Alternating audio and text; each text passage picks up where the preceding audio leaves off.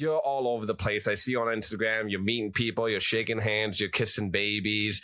And I feel like it's really hard for a lot of guys to maintain that level of professionalism around you. Is it true? Like, how do you handle it when you're out there just trying to work and really network, and then like half the dudes are trying to get in your pants?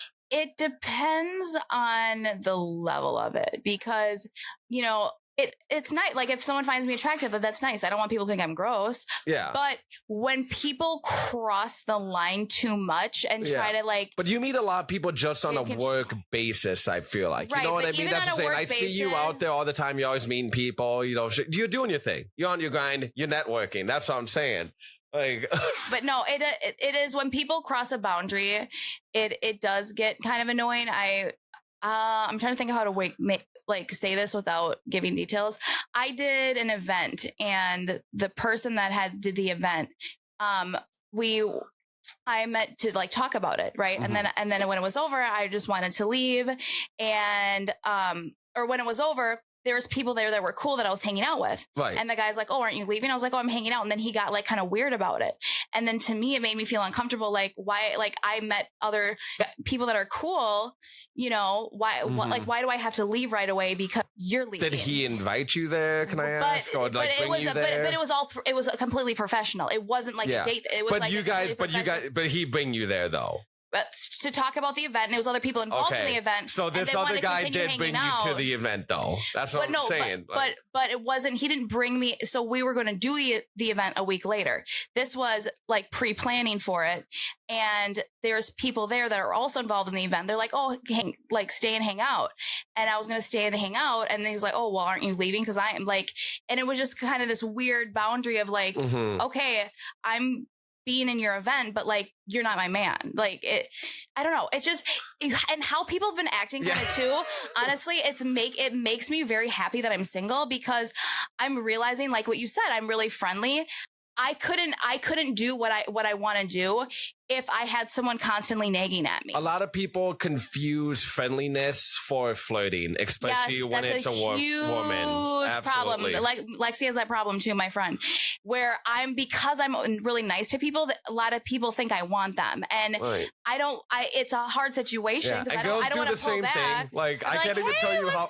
And like dance with people, and then they think that I want to like marry them. Yeah, when you're shaking your ass on them, I mean, that's okay.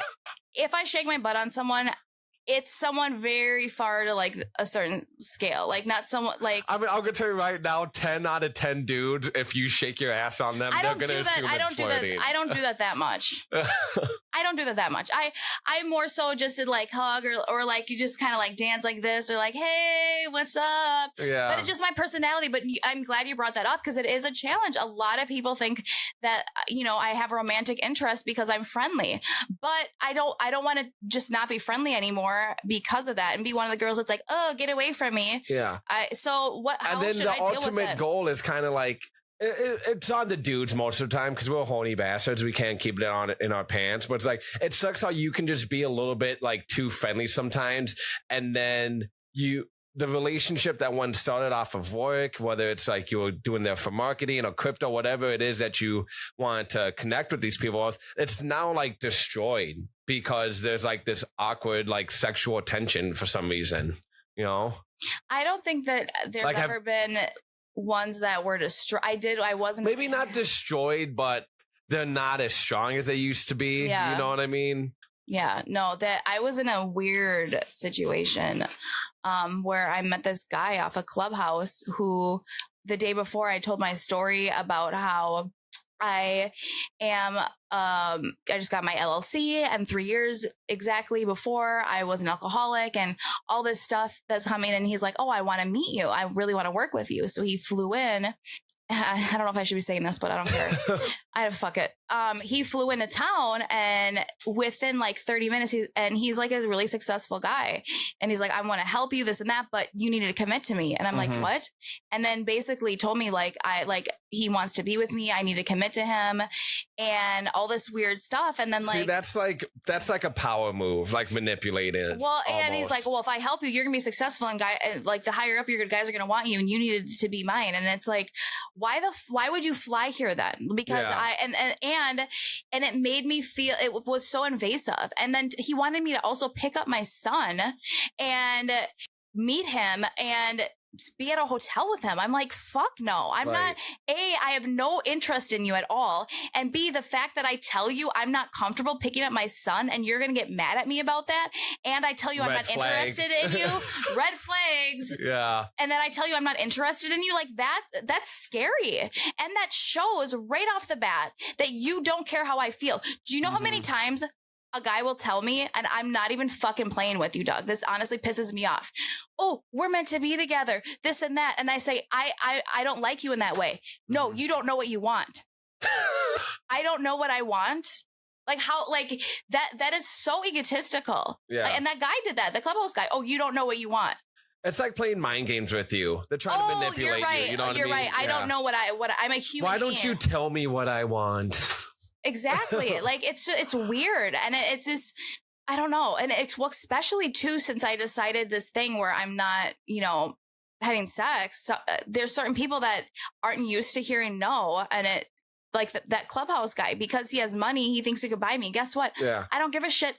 Freedom is priceless. I'm not going to pretend I love you. Especially when he gets away with that with like, who knows how many other girls. He thinks like every single woman out there is like that. No. And this is the thing for me. I am not at the complete level that I'm about to be at.